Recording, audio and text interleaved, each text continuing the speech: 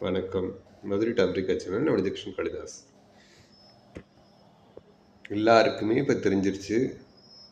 நம்ம ஆரம்பித்தோம் விஷ்ணுபதி புண்ணிய காலத்தை பற்றி சொல்கிறதுக்கு. வருகின்ற 15/5/2026 விஷ்ணுபதி புண்ணிய காலம். எல்லாருக்கும் தெரியும். போன தடவை நான் மதுரையில் இருந்தேன். தல்லாகுளம் பெருமாள் கோயிலை சுற்றுறதுக்கு எனக்கு 1.5 hours ஆச்சு. மக்கள் நிறைய பேர் விஷ்ணுபதி புண்ணிய காலம் தெரிஞ்சு விஷ்ணுபதி புண்ணிய காலத்துக்கு கோயிலுக்கு போகிறாங்க. ரொம்ப நல்லது. ஒரு தள்ளு முள்ளு இல்லை அந்த இடத்துல. எல்லாரும் கோவிந்த நாமத்தை சொல்கிறாங்க. ரொம்ப சந்தோஷமாக இருந்துச்சு. நானும் சொன்னேன், கோவிந்த நாம சங்கீர்த்தனம், கோவிந்தா கோவிந்தா. ரொம்ப அழகான திவ்யமான சேத்திரம் தல்லாகுளம் பெருமாள் கோயில் மதுரையில். கள்ளழகர் எதிர்ச்சேர்வை கண்டருளி இந்த கோயிலில் எழுந்தருள்வார். எழுந்தருளி அடுத்த நாள் காலையில் திருமஞ்சனமாகி தங்க குதிரை வாகனத்தில் வைகை ஆற்றில் இறங்குவார். அதான் எங்கள் ஊரோட வைபவம். ஸோ இந்த தடவையும் நான் ரொம்ப எதிர்பார்க்குறேன். நிறைய பேர் கண்டிப்பாக விஷ்ணுபதி புண்ணிய காலத்தை பயன்படுத்தி கடவுளோட அருளை பெறுவீங்க, பெருமாளை சேவிப்பீங்கன்னு நினைக்கிறேன்.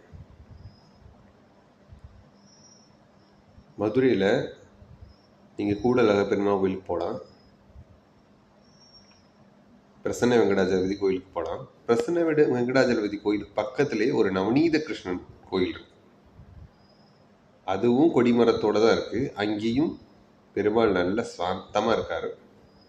அவரையும் நீங்கள் சேவிக்கலாம். அது ரொம்ப கூட்டமே இல்லை, சின்ன கோயில், ரொம்ப சின்ன கோயில். திவ்யமாக நீங்கள் சேவிச்சுட்டு வரலாம்.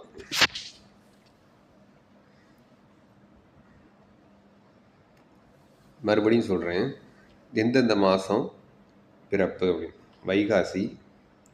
வைகாசியை விட்டுட்டிங்கன்னா வைகாசி, ஆவணி, ஆவணியை விட்டுட்டிங்கன்னா ஆவணி, புரட்டாசி, ஐப்பசி. கார்த்திகை விட்டிங்கன்னா மார்கழி, தை, மாசி மாதம். இந்த 4 மாதங்கள் மாசி, வைகாசி, கார்த்திகை, ஆவணி, இந்த 4 மாத பிறப்பு தான் விஷ்ணுபதி புண்ணிய காலம்.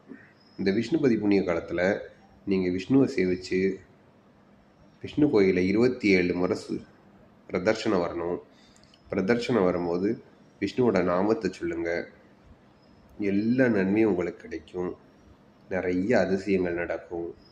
காலையில் போன தடவை எல்லாரும் சொன்னாங்க நீங்கள் டைம் சொல்லலைன்னு.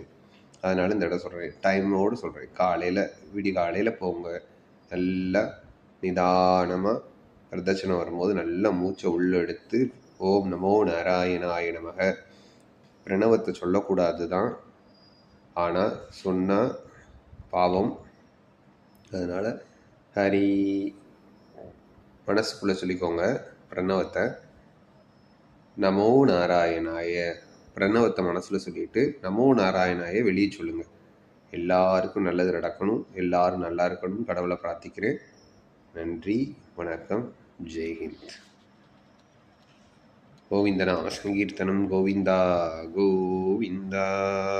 பல்லாண்டு பல்லாண்டு பல்லாயிரத்தாண்டு பலகோடி 100,000 அண்டான தெண்டோள் மணிவண்ணானின் சேவடி செவ்வித்திருக்கா. ஆண்டாள் திருவடிகளை சரணம்.